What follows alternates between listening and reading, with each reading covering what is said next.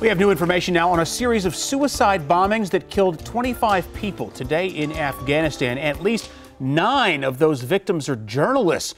This coordinated attack took place near NATO headquarters in the capital of Kabul. The first bomber was on a motorbike. He set off his explosive vest during the morning rush hour. A second bomber, posing as a cameraman, blew himself up in the middle of a crowd of reporters who rushed to cover the first bombing. ISIS claimed responsibility. Now, the attacks are the deadliest to target the media in Afghanistan since the fall of the Taliban nearly 17 years ago. Now, the deaths have shaken journalists in Washington and around the world. Bruce Leshan has been talking to some of them. The blast went off right in the middle of Kabul's high security area, filled with embassies and Afghan government offices. It's as if here in Washington, someone blew themselves up right in front of the Department of Homeland Security. And then when reporters and photographers gathered to cover the destruction, someone else blew themselves up right in the middle of them. You can see journalists racing for cover after the second explosion. And they gather themselves, struggling with their grief, and go back to work. Reporters Without Borders published a photo showing 7 of the dead, mostly young, 1 engaged to be married, others with children.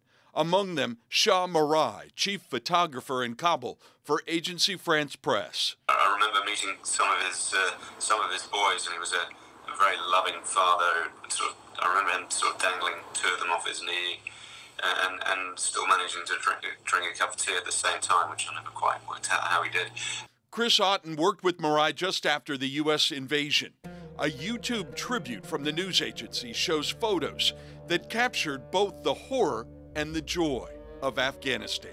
Despite the continued presence of U.S. troops in Afghanistan, much of the reporting there has now been left to locals, and they face constant danger.